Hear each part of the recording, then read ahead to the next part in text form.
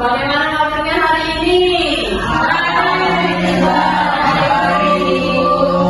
Baik, kalau begitu kita akan mulai pembelajaran hari ini tentang dinamika, rotasi, dan keseimbangan benda tegak.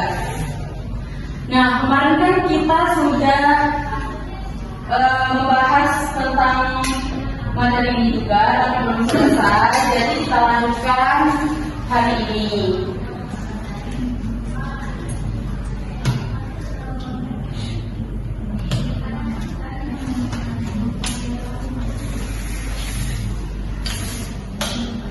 Nah, siapa yang pernah naik motor?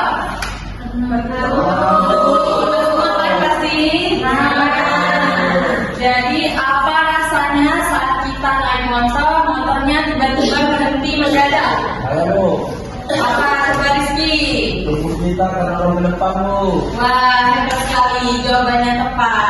Itu adalah contoh dari momen inersia.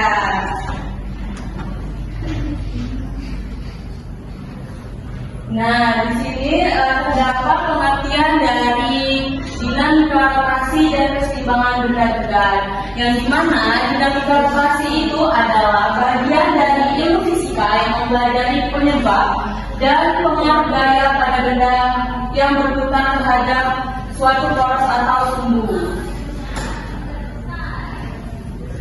Kemudian keseimbangan benda tegak adalah keadaan di mana suatu benda tidak mengalami gerak transaksi maupun rotasi karena semua gaya dan maupun gaya torsi yang berbeda padanya saling menyeimbangkan. Nah, di situ kan anak-anak bisa lihat kan ada contoh gambar di atas. Itu gambarnya apa sih? Orang naik tali. Nah, di situ merupakan contoh dari keseimbangan benda tegak karena tubuh dan lengan dari seorang tersebut mempertahankan geraknya agar orang tersebut tidak jatuh ke bawah.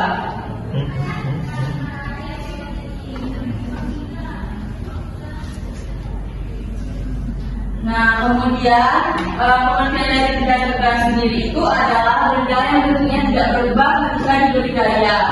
Benda dikatakan seimbang jika jumlah gaya ke segala arah sama dengan 0 atau tidak bergeser, dan jumlah momen gaya atau torsi sama dengan 0 atau tidak berputar. Nah, coba anak-anak fokus ke video yang tertera di layar.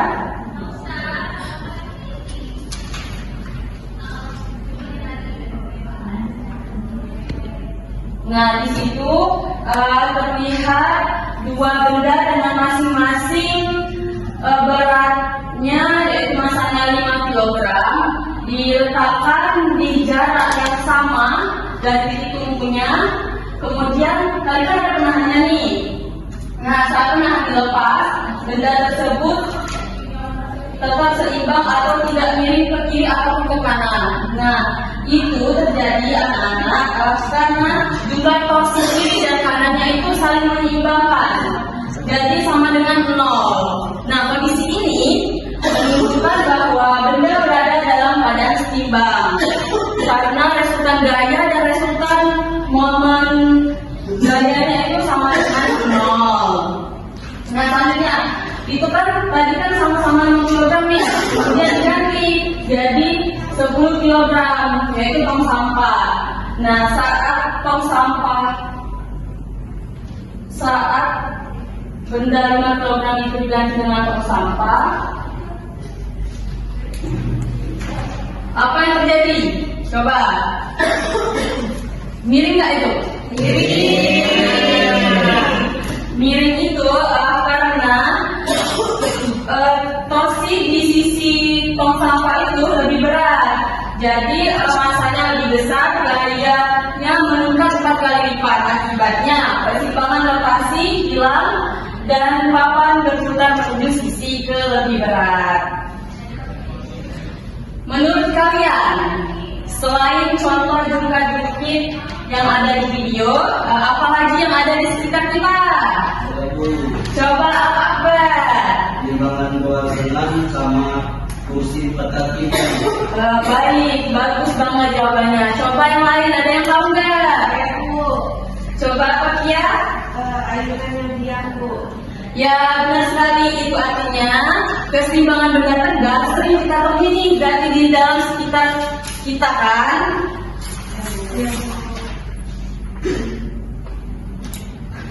Nah, kemudian kita memasuki pembahasan tentang torsi atau moment gaya. Torsi adalah kekuatan gaya untuk memutar benda yang besarannya itu dipengaruhi oleh pertama besar gaya, yang kedua jarak gaya dan titik putar. Nah, di mana semakin jauh dan semakin besar torsinya. Nah, di situ kan ada rumus. Coba sebutin apa itu rumusnya? F dikali E. Torsi sama dengan Torsi sama dengan lengannya digaya-gaya.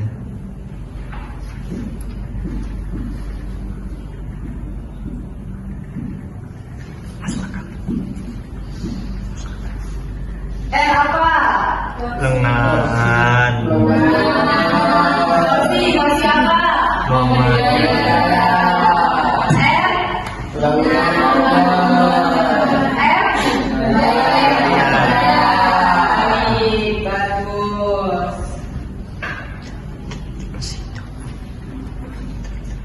Jadi dari rumus ini siapa yang bisa menjelaskan arti simbol-simbolnya?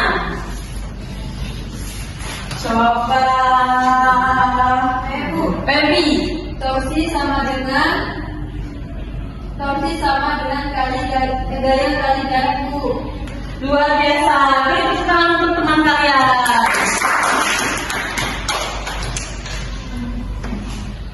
Nah, dan kan kita kan tadi ada video kan untuk jelasin video tadi.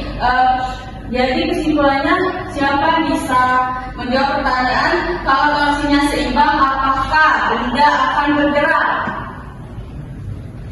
Coba Ira. Ya Bu. Aduh, kurang tepat Ira jawabannya. Ira harus memperhatikan ya kalau ilustrasinya di fokus, oke? Coba yang lain. Ya Bu. Apa Alda? Tidak Bu, tidak bergerak karena gaya dan torsi saling menyadarkan Bu. Nah, benar banget. Perhatikan Alda ya semangatnya.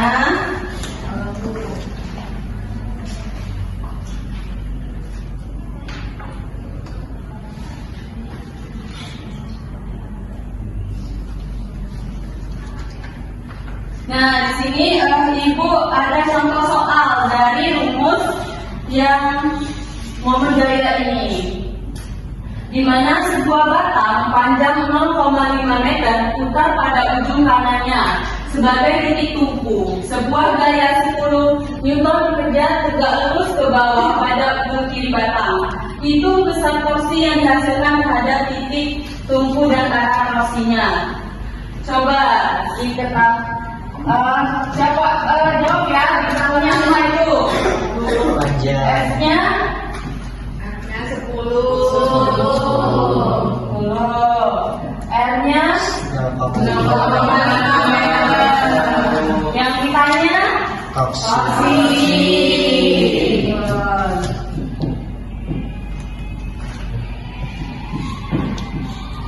Nah, ini kan dikali, jadi berapa ini coba? 10 dikali 0,5.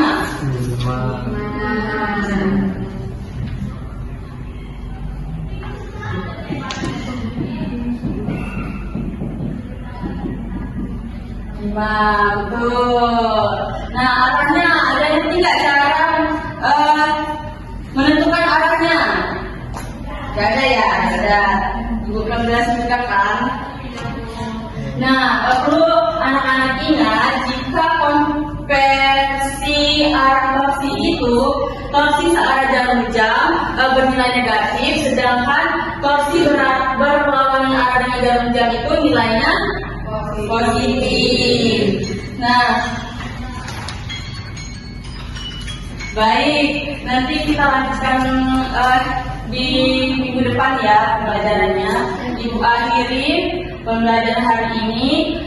Wassalamualaikum warahmatullahi wabarakatuh.